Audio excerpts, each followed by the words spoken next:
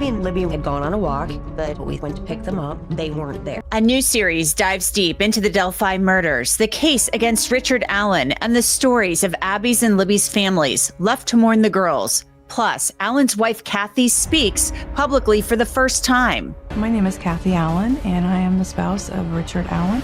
I look at what the series reveals and talk with one of Allen's trial attorneys. The guy on the Snapchat video, Bridge Guy. I mean, can you admit that it does sound like Richard Allen?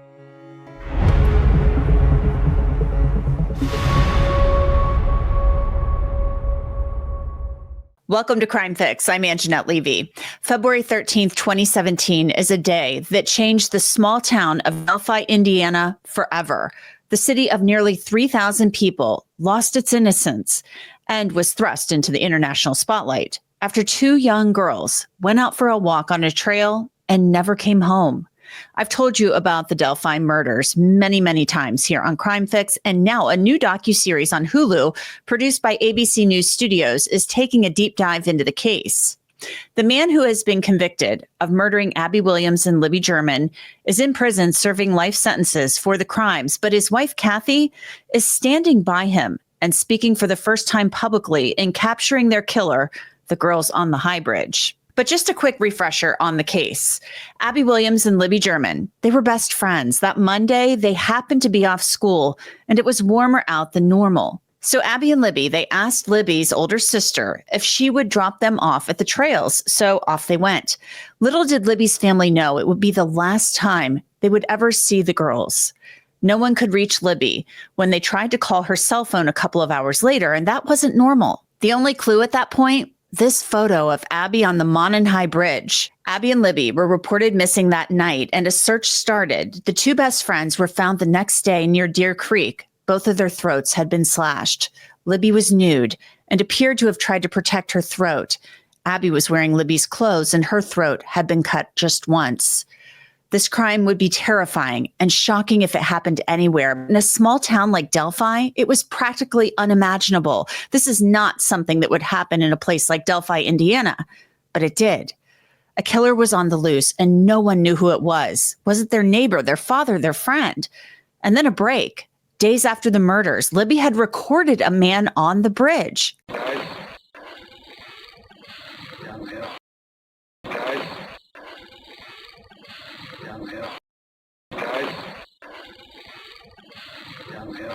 The search for Bridge Guy went on for years, and people thought it would only take days, weeks at most. But the video wasn't crystal clear. Only a small portion of the video was released to the public back in 2017. It was enhanced. I'll show you that longer version later. In the new series, Richard Allen's wife, Kathy, she calls him Ricky, said that years had passed, and then Indiana State Police came knocking on their door. She describes him as a family man. She said that Ricky was off work on February 13th, and she came home from work, and he was laying on the couch, and the news came on about Abby and Libby being missing. Then she said Ricky told her that he was out on the trail that day. She told him he should call police, and he did so. Kathy said Ricky met with a conservation officer in a parking lot, and they heard nothing more. Kathy said they didn't walk on the trail anymore. She said that years passed, and then officers came knocking on their door to talk to Ricky.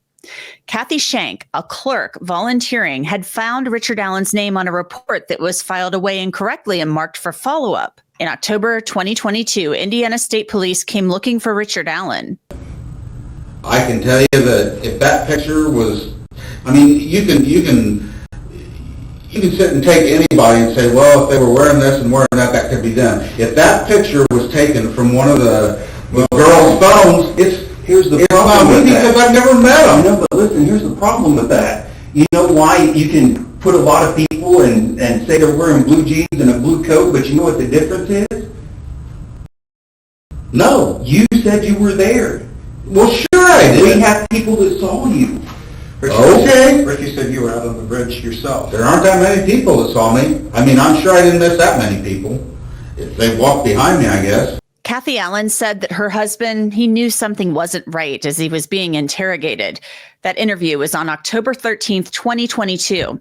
Then 13 days later, Richard Allen went to pick up his car, and the questioning resumed. Okay. So we took your gun, your 40 cal SIG, and we sent it down there to the lab to have it matched with an item that we located on February the 14th when we found the girls. Okay. And that item was a 40 caliber Winchester round. We found that at the scene. Okay. The extraction marks on that round match your gun. Perfect. So This is, okay. no, just hear me out. I'm just trying. I am. So this is the round. Okay. Those are the extraction marks. That's the best picture of them. There's actually 3 of them. I don't even know how my bullet would have gotten out there if that's my bullet. It's without a doubt that this is very Okay. scientific. So let me show you a picture of this round, where it was found. That's the round right there. It hadn't been out there very long. That is Liberty's foot. It's within 6 inches of one of the dead girls' bodies. There's no way. There is. I'm telling you, there's not. How did that round get there, Rick? I don't know how the round got there. What I'm telling you is, if that is truly what you're saying it is, it's not my round. I cover a lot of really scary crime stories here on Crime Fix, and if it's taught me anything, it's that privacy and personal safety absolutely cannot be compromised, especially when it comes to your personal data online. You would be shocked at how much of your information, like your name, phone number, and even home address, is just floating around the internet for data brokers to find and sell. Do you ever wonder why you get so many of those annoying spam calls and emails? Well, that's why our sponsor, Incogni, is a crucial tool that helps you take back control by automatically identifying which data brokers have your info and then demanding they remove it. Incogni actually found 50 brokers with my information, and within days, they started getting me removed. It's so easy to use. Just create an account, authorize Incogni to act on your behalf, and let them handle the rest. And now Incogni users can wipe their info from an even wider range of websites with the unlimited plan's new custom removals feature. All you need to do is copy and paste the link to sites where you've noticed concerning data breaches cropping up and creating issues in your life, and a team of privacy specialists will take care of the rest of it. The new Incogni Unlimited feature even allows users to customize their data removals and tackle the toughest of breaches with the help of a team of privacy specialists. So if you care about your online safety, and you should, take your personal data back with Incogni. Use the code CRIMEFIX below on the screen and get 60% off an annual plan. Ricky Allen's wife, Kathy, then enters the interview room. I don't know how did a bullet from your gun get out there? I don't know. Because they said it came from our gun.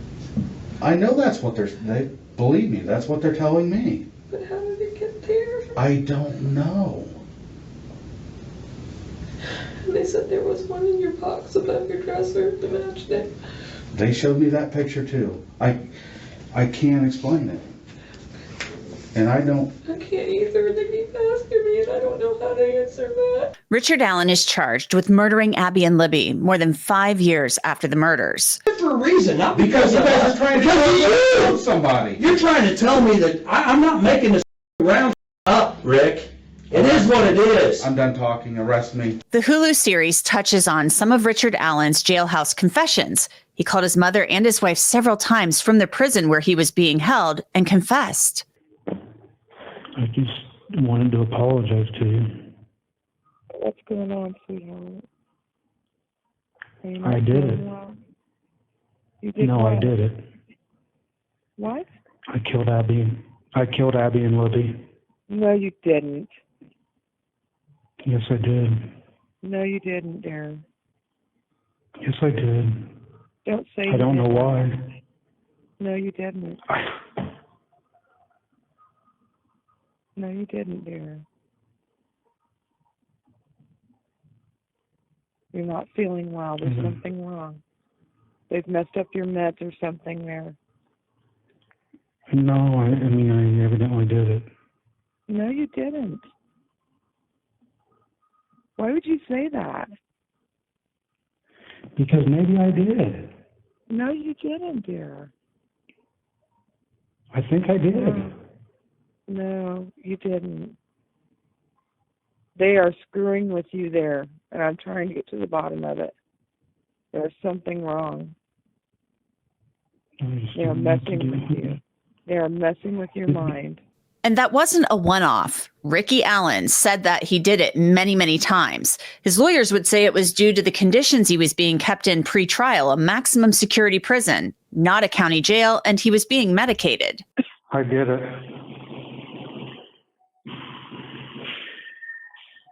Captain, What? I did it. Do you still love me?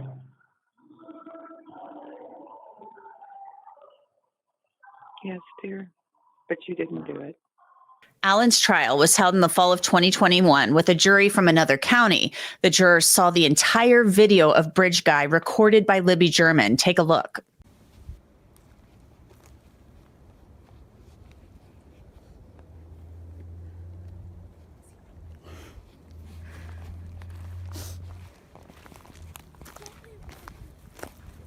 See, this is the path that we go down.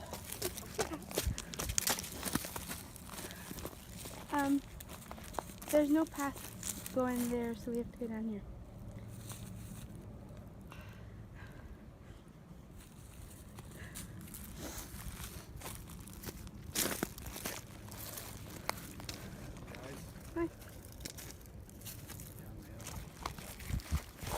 The video is haunting. It shows Abby and Libby in their final moments, and you hear one of them say at the end, "There's no path," and a man saying, "Guys, down the hill."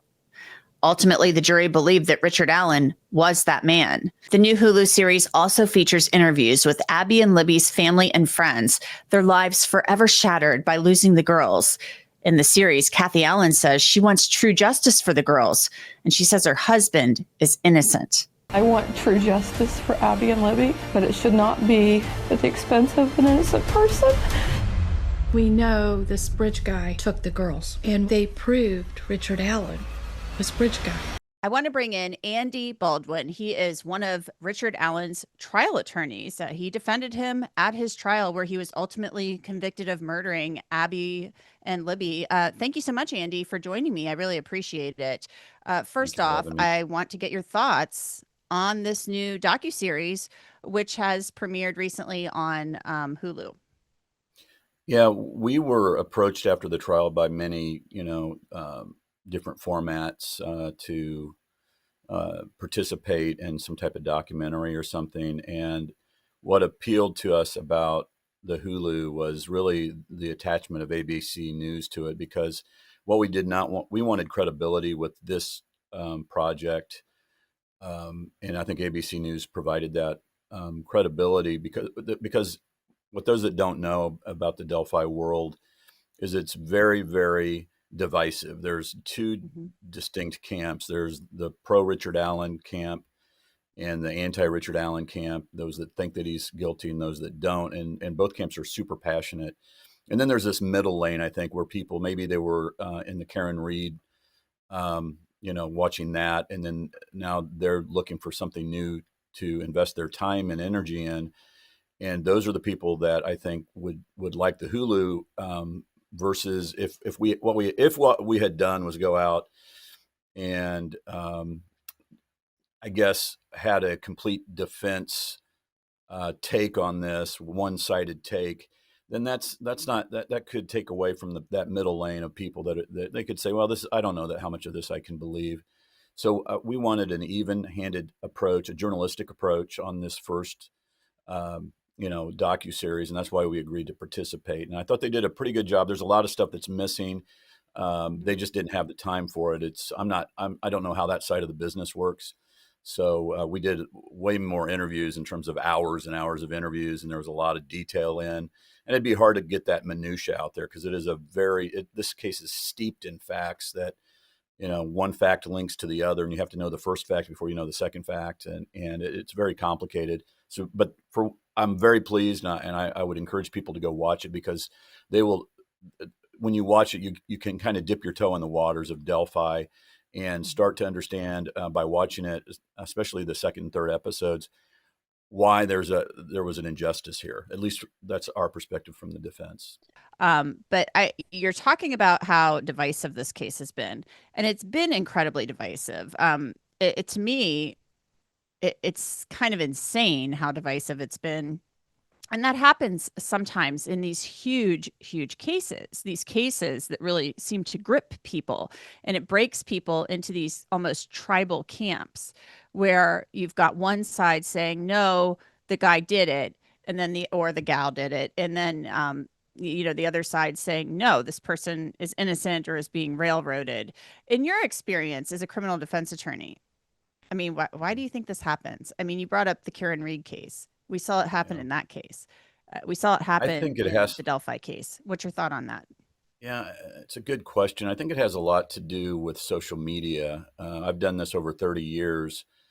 I've had some big cases, and there were people that were, in one camp or the other, but it never got to this level of heightened scrutiny.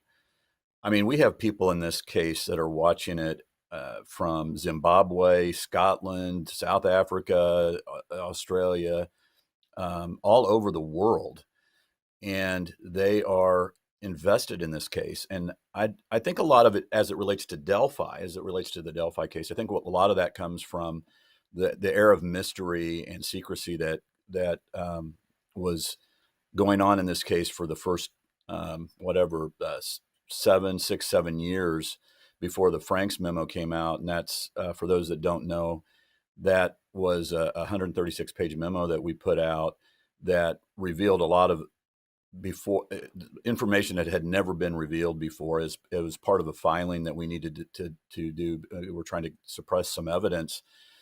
And once that came out, then it really hit into high gear. I didn't know what I was getting into when we filed that thing in terms of how it would affect worldwide attention.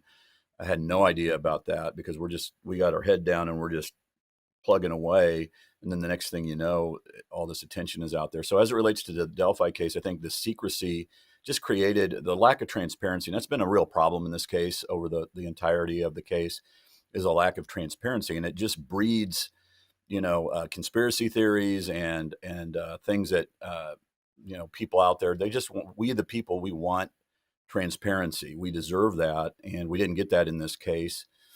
And, Karen Reed is a great example. I didn't really have time to follow that case, but the more and more I hear about it, the more and more I think, wow, this case, Delphi, is very, very similar to the Karen Reed case in so many different ways.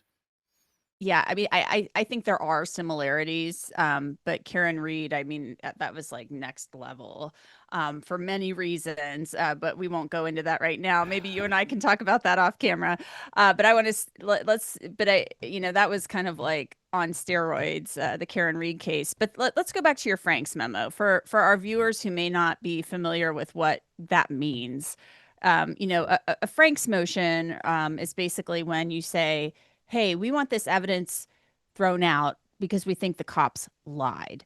And that's where you kind of came out and you talked about the Odinist theory, where there may have been some like ritualistic stuff going on with these murders, that Right. some Odinists may have murdered Abby and Libby. So that's where, that really caught fire. And I think on social media in particular, anytime you bring up something like that with like a conspiracy theory, a potential conspiracy theory attached to it, it just goes off like wildfire. Yeah, it does. I would encourage anybody that's super interested in this case or even moderately interested to go online. I think you can find the Franks memo by just Googling Franks memo Delphi or something. And it's 136 pages, and it doesn't read like a legal document. It lays out all the reasons why we feel that the police were deceptive when they sought a search warrant for Richard Allen's house. Just as an example, just as a brief example, one of the people that they use in the context of their probable cause affidavit to get into a citizen's house. I mean, let's talk about what that is. The police filed a document, swore under oath that it was true and it was accurate, and the prosecutor, Nick McClelland, he signed off on it as approving it. They sent this then to a judge, and then the judge read it and said, okay, there's enough probable cause here for us to get into a citizen's house. That's the government getting into somebody's house. That's a high bar. It should be a high bar. And that document needs to be very, very honest. It needs to be very, show the truth. And what we showed and demonstrated as it relates to Odinism is there was a whole other investigation going on of very, very viable subjects. And that should have been included. Hey, Judge, here's why we want to get into his house. But to be fair, we ought to let you know that there's all these other people that are out there. There's some debate on that from lawyers about whether that should be included. But that wasn't all. I mean, what really bothered me was one of the witnesses, her name's Betsy Blair, and Betsy saw a guy on the trail or on the bridge that they're claiming she saw Richard Allen before he followed the girls and abducted them. What they didn't tell the judge, or Tony Liggett was the sheriff at the time, what Tony Liggett did not write in the probable cause affidavit, and what Nick McClelland, the prosecutor, approved of in the probable cause affidavit, was leaving out this very big detail. What the person that saw Richard Allen described was a 20-year-old boy, basically, with brown poofy hair. And that does not describe Richard Allen at all. Other things that were talked about that were contained in that document that just weren't true were 4 girls on the trail that said that the police say in the probable cause affidavit, Liggett says, is that they saw Richard Allen. And what the probable cause affidavit doesn't say is Richard Allen is 5'5", and these girls were describing somebody that was 5'11", wasn't short by any stretch.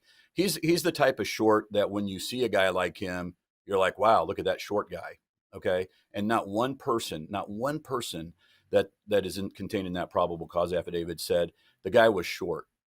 And Betsy Blair also saw if Richard Allen's, the police say that Richard Allen's vehicle was parked at this certain lot, and that after he killed the girls, he got on this is their theory, it's ridiculous, but that he walked up a hill, walked down to 300 North, which is a pretty heavily traveled road. I mean, and after he killed these girls, and he walked to his car. So the car was at the parking lot according to the police, from like 1:30 until 4 p.m. Well, Betsy Blair passed that parking lot when a car was there, and the car that she described was a 1965 Mercury Comet, an old school, angular car, and Richard Allen doesn't drive that, and that was not put into the probable cause affidavit. So there was just all kinds of dishonest things that were left out. That if you were a judge, if you were being honest, you'd say, now, to be fair, Judge, the person that we're saying described Richard Allen, she didn't really describe him. She described a 20-year-old guy with brown poofy hair, and the car that she saw was an old Comet, and so that doesn't really fit Richard Allen's car. And then the judge would be like, what a good judge would be, at least, would do.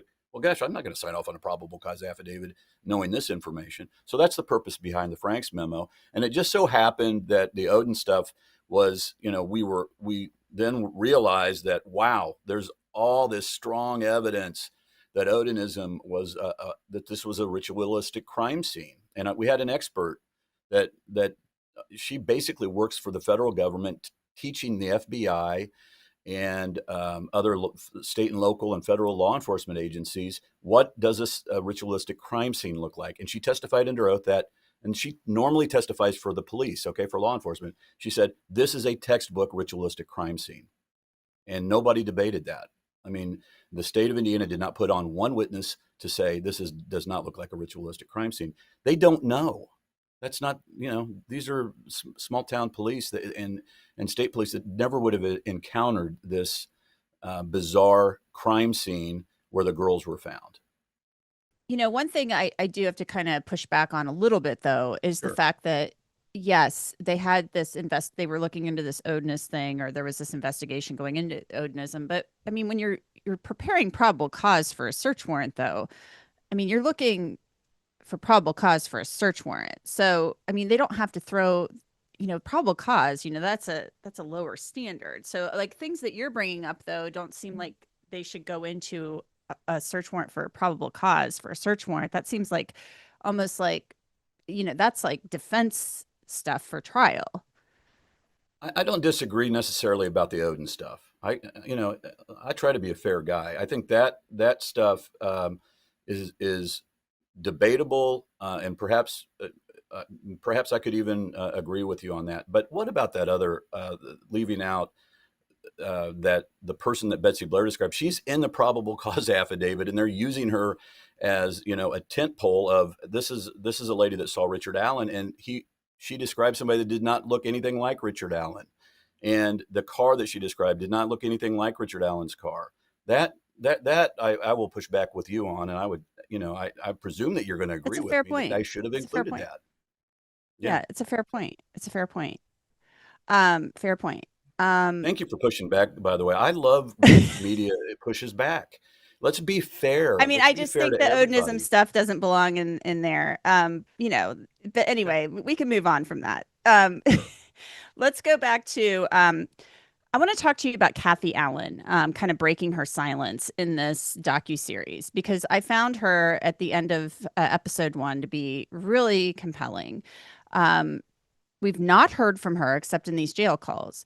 And, she's talking about this man that she has loved and known for decades. She has spent her life with him.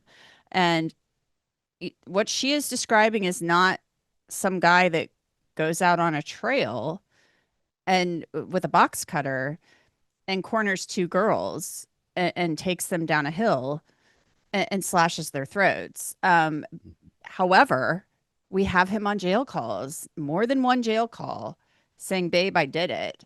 And so it's just really hard to reconcile. I understand, your argument that he was being kept in horrific conditions. The state would say, well, it was for his own protection, things of that nature. He was being treated with medications. Even I think his mom was saying they're doing something to your food, they're doing something to your meds. We've got all these jail calls. He didn't just say it once. He said it many times. So how do you square that? Well, one simple way that the jury should have been able to hear was, and this was not part of the documentary, is he was being guarded by Odinists. How about that? I mean, in the world of criminal defense, when you're able to go in front of a jury and say, how does a guy confess to something that he's not guilty of? Let's leave out the fact that he should never have been in a prison. That's totally crazy and bizarre. Let's leave out the fact that he was in solitary I agree with confinement. you on that. I think that's nuts. All of that. Let's leave all of that out. And let's just say, like, from a pure criminal defense strategy perspective, and maybe from a reality perspective as well, he's being guarded by Odinists. And people might listen to this broadcast and say, that defense lawyer is crazy. But we have photos. They admitted that he's being paraded around, and these guards wearing Odin patches on their uniform. In Odin we trust. That's what it said. Okay, 2 of them, both wearing "In Odin we trust" patches and having the symbol of Odinism on their uniform, and that is not a small thing. And I don't know if these guys had anything to do with it, but you could see a scenario where we don't know what's going on inside of that prison, and we don't know what's going on inside of these guards. And let me tell you something that happened in this case that you may or may not know about. While Richard Allen was never videotaped ever for the first 4 or 5 months, when these guards would come and bring Richard to us to talk and to have private conversations, we would go into a room privately and talk, and nobody was watching or anything. We went into I think it was the captain's a conference room or something, and everything was great. But then when Richard broke down, all of a sudden, the very day that he breaks down, April the 3rd, 2023, these guards walk down the hallway with Richard, and he's all shackled up and looking terrible, and they have an old school camcorder on top of their shoulder, and they're videotaping everything. And as they approach, I look on their uniforms, and it says, "In Odin we trust." And nobody's explained how that's improper or improper or anything. Nobody from the Indiana Department of Corrections. Well, then to make it even worse, I asked to go see his where he's living, his living arrangements, because something was very wrong with him. They would not agree to that. Then to make it even more worse, the next time we came to see Richard, and the next few times I think we saw Richard, they put him in a room with a glass wall, and they recorded with their camcorder, these guards that were wearing the Odin patches. They required us to seat Richard Allen facing them, okay? And the way I interpret it, and there's nothing we could do about it. There's nothing. We're trying to have a private conversation with our client, and they're facing the camera is facing Richard Allen's lips, so they can see what he's saying. And to me, it came off as, "Buddy, we're watching you. We're watching you. You better keep on the party line there." Now, people can say I'm crazy, and that's fine, but everything I'm telling you is true. And when you read the Franks memo, everything is footnoted. Everything has got, there's so many exhibits in there that support everything that I say. So before you just kind of poo-poo it, read it, look at it, and if you disagree with it, that's fine. I get that. But that would be one example. Another one, by the way, of why you should not trust these confessions is he also confessed to shooting the girls in the back. He also confessed to killing his grandchildren. He doesn't even have grandchildren, by the way. He confessed to a lot of things that simply weren't true. This should put some pause into anybody who's thinking that, yeah, we believe these so-called confessions beyond a reasonable doubt. The guy on the Snapchat video, bridge guy. I mean, can you admit that it does sound like Richard Allen? I think it sounds like Brad Holder. I think it sounds like Richard Allen. I think it sounds like my brother Danny. I think it sounds like the guy that my neighbor across the street. I mean, to say, if that's what a jury is going to hang its hat on, then shame on them. I hope that's not what they hung their hat on. Mm-hmm. How's Kathy Allen doing? I mean, as I mentioned earlier, she's compelling in this series. I mean, she really believes in her husband. Kathy is as strong a woman as I've ever known, and we have a lot of regrets from the trial. One of my regrets is not putting her on the stand. Yeah, I was going to ask you, why didn't you call her? Because she told him to go to the cops. She said, you were on the bridge that day, go to the cops. Yeah. And she would have been great on the stand now. I think those are game time decisions. We saw how the prosecution treated the daughter, Brittany, Rick's daughter, when she was on the stand. And I think Rick, part of that analysis was, I don't think Rick was looking forward to seeing his wife up there going under cross-exam. He loves his wife so much. And, part of the reason I think that there were, early on, the judge would not let in a lot of evidence. Obviously, I think people that know the case would know that. One of the things that happened very early on when he was in there is he made a phone call. I think it was to his stepfather, and he said, I might as well just plead guilty, like to alleviate Kathy of the trauma that she's going to go through right now, because he understood that her husband was being accused of this horrific crime, and he loves her so much, he wanted her to just move on. And he privately would tell us that all the time too. Mm-hmm. So there's that going on. But Kathy's great. I mean, she's a fighter, and she stands by him 1,000%. She knows that he didn't do this, and she's a strong Christian woman, and she prays a lot, like I do every morning. I pray that the killers, or those who know who did the killing and have information about that, will come forward to a credible law enforcement officer and to end this nightmare. And we're still prayerful about that and hopeful for that outside of the legal realm. Do you think that Richard Allen gets a new trial? We trial lawyers, as I said in the documentary, are superstitious. And for me, I know that we should. And we have a great court of appeals, 15 court of appeal judges in Indiana. It's a group of 3 that will ultimately make the decision.